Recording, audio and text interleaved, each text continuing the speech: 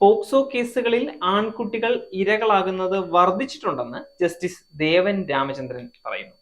ലൈംഗിക അതിക്രമണത്തിന് ഇരയായവരെ പരിശോധിക്കാൻ വനിതാ ഗൈനക്കോളജിസ്റ്റിനെ മാത്രം അനുവദിക്കുന്ന നിബന്ധന ചോദ്യം ചെയ്ത് ഒരു ഡോക്ടർ നൽകിയ ഹർജി പരിഗണിക്കവെയാണ് ജഡ്ജിയുടെ നിരീക്ഷണം. ലൈംഗിക അതിക്രമം പെൺകുട്ടികളിൽ മാത്രം ഒതുങ്ങുന്നില്ല, ആൺകുട്ടികളിലും സംഭവിക്കുന്നു.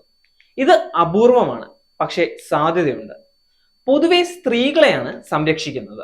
ലൈംഗിക അതിക്രമത്തിന് ഇരയായവരിൽ 99% സ്ത്രീകളാണ്. പ്രോട്ടോകോൾ അതിക്രമത്തിന് ഇരയായവരെ പിന്തുണയ്ക്കാൻ ഉദ്ദേശിച്ചിട്ടുള്ളതാണെന്ന് ജഡ്ജി അഭിപ്രായപ്പെട്ടു. മിക്ക കേസുകളിലും ഇത് സ്ത്രീകളോ പെൺകുട്ടികളോ ആയിരിക്കുമെന്നും അദ്ദേഹം പറയുന്നു.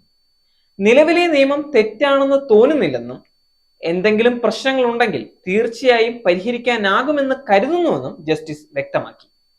മാർച്ച് 5-ന് കേസ് വീണ്ടും കേൾക്കും. നേരിന്റെ വാർത്തകൾ നിങ്ങളുടെ വിരൽത്തുമ്പിൽ എത്താനായി സാക് ന്യൂസ് ചാനൽ സബ്സ്ക്രൈബ് ചെയ്തും ഷെയർ ചെയ്തും ഒരു ശരിയായ മാധ്യമ നിലപാടിന് നിൽക്കാൻ ഞങ്ങൾ നിങ്ങളെ ക്ഷണിക്കുന്നു.